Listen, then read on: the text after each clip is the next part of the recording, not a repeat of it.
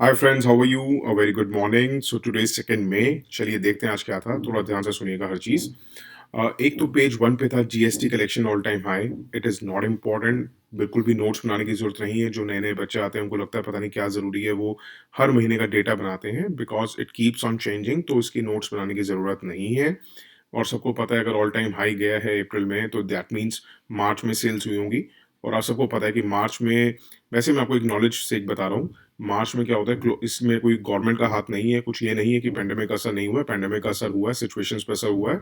ये तो जस्ट ये हुआ है कि मार्च में सबकी ईयर एंडिंग होती है, तो अपने प्रॉफिट्स वगैरह सब कुछ एडजस्ट करने के लिए लोग बिल्स काटते हैं, हाई वैल्यूज के बिल काटते हैं, सब एडजस्टमेंट्स करते हैं अपनी बुक्स की। उस वजह से गया, इसका और कोई रीजन नहीं है कि हम सोचें कि economy is in recovery mode. First point. अब आते हैं पेज 5 पे। उसमें यह है कि Jammu and Kashmir government teacher को डिसमिस किया गया अंडर आर्टिकल 3311 विदाउट इंक्वायरी। उसमें ज़्यादा पढ़ने की जरूरत नहीं है, वो जो आप अपना बेसिक्स में, जब आप लक्ष्मीकांत की पॉलिटी पढ़ेंगे उसमें जो आर्टिकल 311 पढ़ेंगे उतना ही करना है, उससे ज़्यादा कुछ नोट्स, अपने करंट अफेयर के नोट्स को बल्कि मत करिएगा इसमें फालतू का ये ऐड करके पॉइंट। उस वक्त पेज 6 पे था, स्टेट डिजास्टर रिस्पांस फंड के बारे में काफी कुछ दे रखा था कि कौन-कौन से स्टेट्स को मिल रहा है, कब रिलीज़ हो रहा है। तो थोड़ा-सा ना हमें ये ऐसा जब हम देखते हैं तो उसके बाद हमें नोट्स बनाने चाहिए। तो मैंने गवर्नमेंट की वेबसाइट से बनाए हैं कि स्टेट डिज़ास्टर रिस्पॉन्स फंड क्या है, क्या नहीं। ये एक तो कॉन्स्टिट्यूट हुआ था डिज़ास्टर मैनेजमेंट एक्ट 2005 में। और ये प्राइमरी फंड है जो गवर्नमेंट, स्टेट गवर्नमेंट्स के पास होता है फॉर प्रोवाइडिंग इमीडिएट रिलीफ। ठीक है? जो नोटिफाइड डिजास्टर्स होते हैं उनके जो एक्सपेंडिचर मीट करने के लिए, इमीडिएट रिलीफ प्रोवाइड करने के लिए, इनका सबसे प्राइमरी फंड जो अवेलेबल होता है स्टेट गवर्नमेंट्स के पास वो होता है एसडीआरएफ। उस एसडीआरएफ में सेंटर जो है 75% पैसा डालती है for general category states and UTs, ये इंपॉर्टेंट पॉइंट है फॉर प्रीलिम्स। और 90% डालती है फॉर स्पेशल कैटेगरी स्टेट्स, जैसे कि नॉर्थ ईस्ट स्टेट्स हैं, दूसरा सिक्किम, उत्तराखंड, हिमाचल प्रदेश एंड जम्मू एंड कश्मीर। ये मतलब 7 स्टेट्स तो अपनी 7 सिस्टर स्टेट्स हो गई नॉर्थ ईस्ट की, उत्तराखंड और हिमाचल प्रदेश, जम्मू एंड कश्मीर। ओके। उसके बाद एक एनुअल जो कंट्रीब्यूशन होगी सेंटर की स्टेट के लिए, वो क्या होगी, कितनी अमाउंट होगी, वो रेकमेंड कौन करता है? Finance commission. It is very important for prelims. और डिजास्टर्स जो अंडर एसडीआरएफ कवर्ड हैं वो कौन कौन से नोटिफाइड जिन डिजास्टर्स को किया हुआ है, ये इंपॉर्टेंट हो जाता है क्योंकि आपको पता है इस टाइम डिजास्टर सिचुएशन चल रही है। तो ये इंपॉर्टेंट हो जाता है, cyclone, drought, earthquake, fire, flood, tsunami, hail storm, या पूरे नोट्स बना लीजिए। उसके बाद क्या है कि ये थोड़ा सा पॉइंट, थोड़ा सा बेसिक पॉइंट आपको याद होना चाहिए कि स्टेट गवर्नमेंट जो है 10% उस फंड्स का यूज कर सकती है फॉर प्रोवाइडिंग इमीडिएट रिलीफ। जो डिजास्टर इस नोटिफाइड डिजास्टर में नहीं आता, जैसे हमने ऊपर किया कि डिजास्टर कौन कौन से कवर्ड है अंडर एसडीआरएफ, उन डिजास्टर्स में नहीं आता।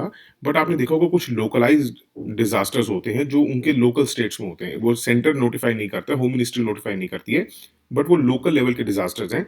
तो उसमें से वो स्टेट गवर्नमेंट जो है 10% फंड यूज कर सकती है for providing immediate relief to the disasters जो लोकल कॉन्टेक्स्ट के डिजास्टर्स हैं। ठीक है? जो नोटिफाइड लिस्ट ऑफ डिजास्टर्स में नहीं है। और नोटिफाइड लिस्ट ऑफ डिजास्टर्स कौन बनाता है? Ministry of home affairs.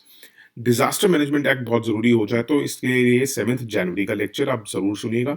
और उसमें पूरी डिटेल में है और कौन सी नेशनल एग्जीक्यूटिव कमेटी बैठती है, और disaster management act first time कब लगा है और कब शुरू हुआ, क्यों आया था ये एक्ट, वो 23 अप्रैल में आप सुन सकते हैं। और 7 जनवरी का लेक्चर देखिए। अपना बैकलॉग कंप्लीट करने के लिए, मुझे पता है जो नए नए स्टूडेंट्स आ रहे हैं वो स्टार्टिंग से सुनना उनके लिए मुश्किल हो जाएगा। मेरी आपसे रिक्वेस्ट यही है कि अगर आप नेक्स्ट ईयर का दे रहे हैं तो स्टार्टिंग से सुनिए, बट करंट का तो ज़रूर सुनिए, जो डेली टू डेली चल रहा है उसका ज़रूर सुनिए। और बैकलॉग कंप्लीट करने के लिए आप 2-3 लेक्चर डेली का आप सोच लीजिए कि हमें एक तो लेक्चर जो एट प्रेज़ेंट जो चल रहा है करंट सिनेरियो का वो तो सुनना ही सुनना है।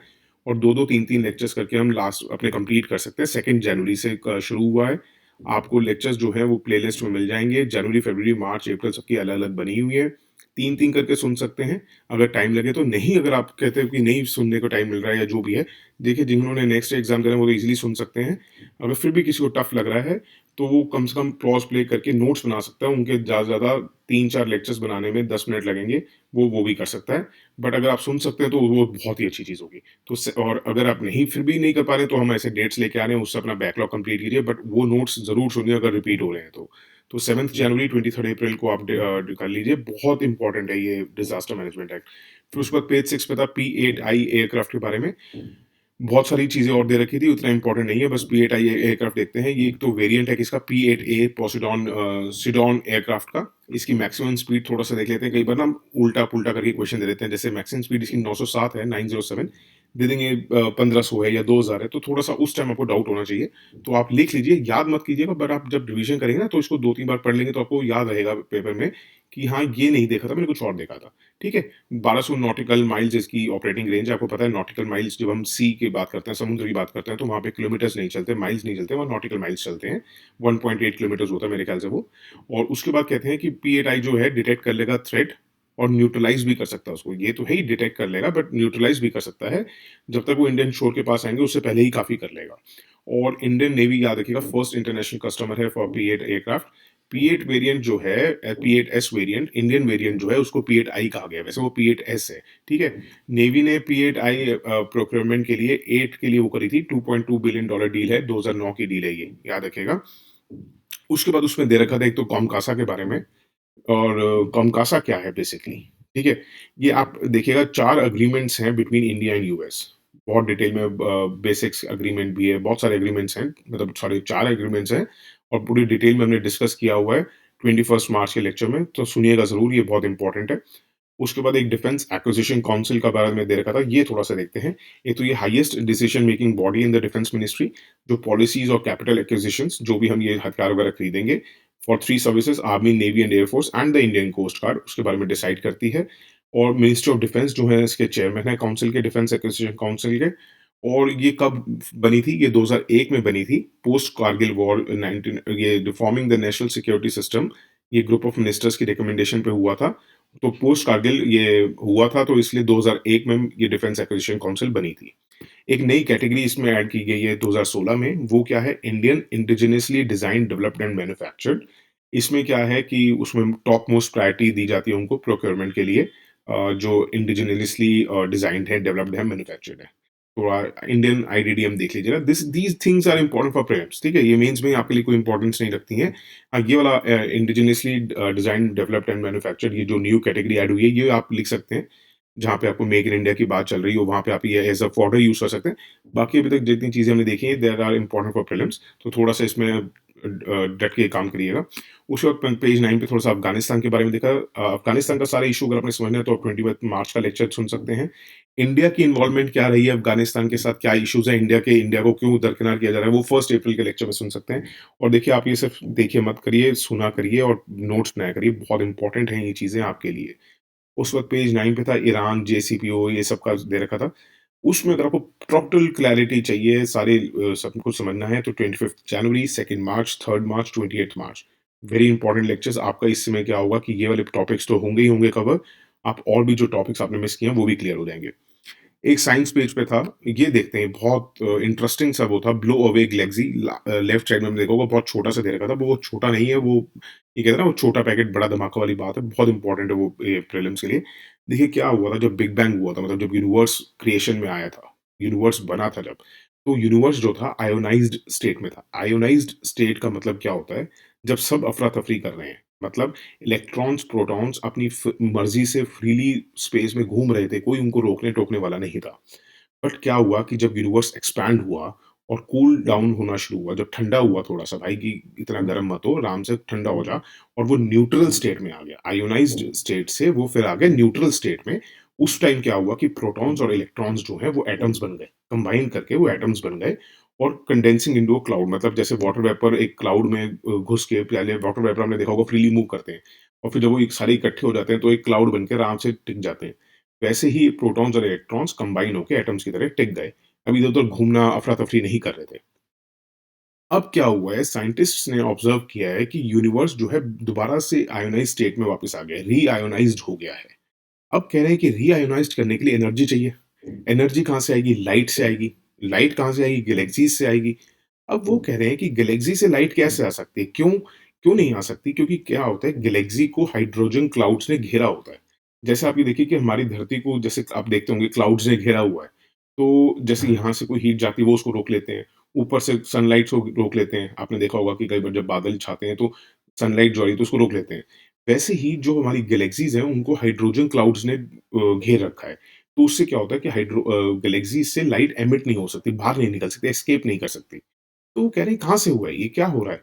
तो उससे पता चला कि अब क्या है, जेमिनी टेलीस्कोप था इनके पास एक, उन्होंने उससे देखा कि अब कुछ गैलेक्सीज़ जो हैं वो ब्लो अवे स्टेट में हैं। ब्लो अवे स्टेट का मतलब क्या होता है? जिसमें अगर आपको क्वेश्चन आ सकता है what is blow away Galaxy? ये वो गैलेक्सीज़ हैं जिनमें के हाइड्रोजन जो क्लाउड्स हैं वो रिमूव हो चुके हैं। जो एक घेरा था हाइड्रोजन क्लाउड्स का जो लाइट नहीं एस्केप होने देते थे वो खत्म हो चुके हैं और उस वजह से जो हाई एनर्जी लाइट है वो एस्केप हो रही है। इस वजह से वहाँ से वो एनर्जी आ रही है और वो दोबारा से रीआयोनाइज़्ड कर रही है हमारी यूनिवर्स को, ठीक है? अब ये ब्लो अवे स्टेट क्यों हुई? हो सकता है सुपरनोवा से हुई है, सुपरनोवा को पता है डाइंग स्टार्स जो शॉर्ट पीरियड ऑफ टाइम में एक्सप्लोड हो गए, ठीक है? ये है सब कॉन्सेप्ट इसका, ये आपको थोड़ा सब समझ आ गया होगा, नोट्स आप देख के बना सकते हैं, ठीक है? उसके बाद था एक साइंस पेज पे location of north pole and south pole change as the earth acceptance. देखिए क्या होता है 2015 पता नहीं 16 में आया था, 3-4 स्टेटमेंट्स कई बार आ जाती है जैसे उसमें लिखा होता है उसमें ना आपको वजह नहीं पूछेंगे, आपको बेसिकली सिर्फ ना स्टेटमेंट्स देंगे जानने के लिए कि आपने पढ़ा हुआ या नहीं पढ़ा हुआ, ये क्वेश्चन ऐसे में आता है। तो जैसे आपको ये हो सकता है आपको ये पॉइंट के तौर पे आ जाए 3-4 पॉइंट्स होगा और उसमें पूछ लेंगे व्हिच वन इज करेक्ट या 3-4 पॉइंट्स दे रखेंगे कि which of the points are true. तो उसमें जैसे आपको हो सकता है ये लिखा हो कि locations of north pole and south pole changing as the earth axis spins, तो याद रखिएगा हाँ ये ठीक बात है। तो ये इसमें ना इतनी डिटेल में मत जाइए, ये हम थोड़ा सा जब ज्योग्राफी पढ़ेंगे अपने प्रीलिम्स के लिए जनरल स्टडीज में उसी में बेसिक्स आपके क्लियर हो जाएंगे, उससे ज़्यादा आपको करने की जरूरत नहीं है।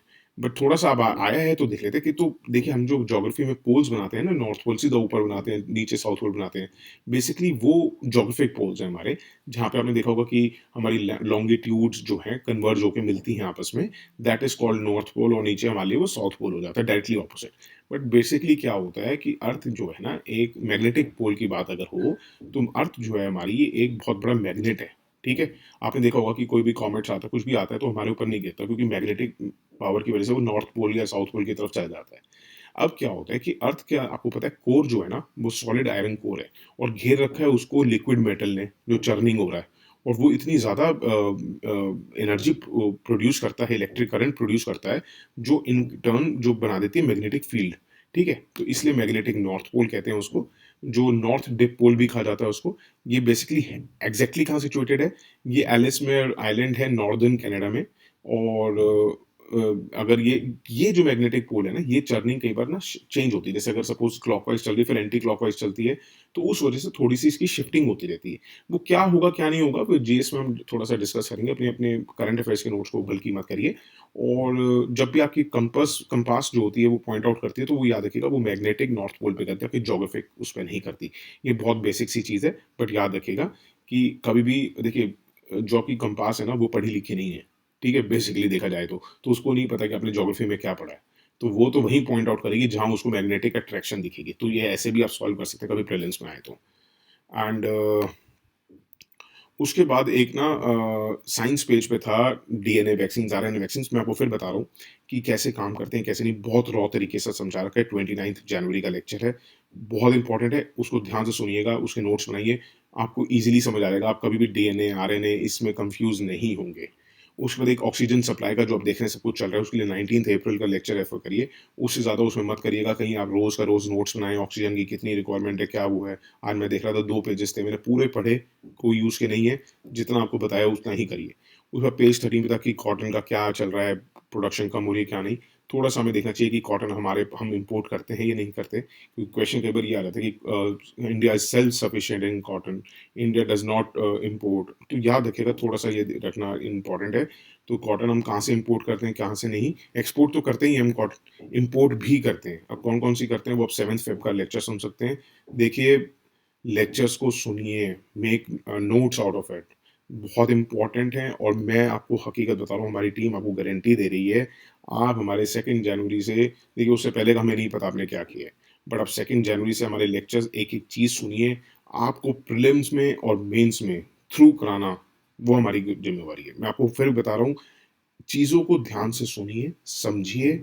हमारे लोगों को 15 साल का 17 साल के एनालिसिस का और अपने खुद दिए हुए हैं और हमने, और बार-बार आपको लगेगा कि कहीं हम फ्रॉन करते हैं अपने आप को, बट अगर एक चीज़ है तो बताना तो पड़ेगा ही ना। अब महात्मा बुद्ध ने खुद ही बताया था कि हाँ, मुझे ज्ञान प्राप्त हो गया है, कोई और ने तो नहीं बताया था।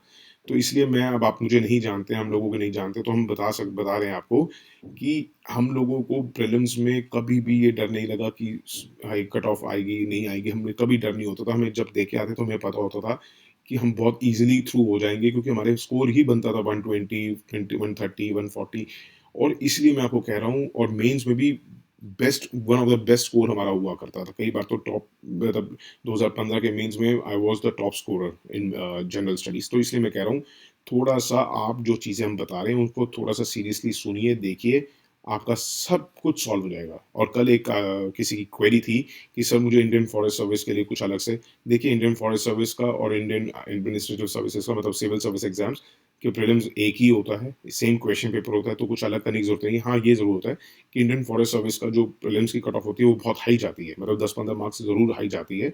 तो थोड़ा सा जो हम करंट अफेयर्स आपको बता रहे हैं, अच्छी तरह करिए, आपको उससे ज़्यादा करने की ज़रूरत नहीं है। अपने बेसिक्स और साथ में स्ट्रॉन्ग कर लीजिएगा। बेसिक्स अभी क्योंकि हम शुरू करने वाले हैं जनरल स्टडीज़ प्रीलिम्स, बट आपका मैं अगर इस बार दे रहे हैं तो हो सकता है थोड़ा लेट हो जाए। बट आप अपना करंट अफेयर्स हमारे ऊपर डिपेंड हो सकते हैं, और जनरल स्टडीज़ के लिए आप अपना बेसिक्स अच्छी तरह करिए, थोड़े ऊपर के जो बुक्स होती हैं वो अच्छी तरह करिए। और पेपर कुछ अलग नहीं है, बस आपको थोड़ा सा अटेम्प्ट क्वेश्चन ज़्यादा करने पड़ेंगे, मतलब 90 टू 95 क्वेश्चन तो ज़रूर अटेम्प्ट कीजिएगा।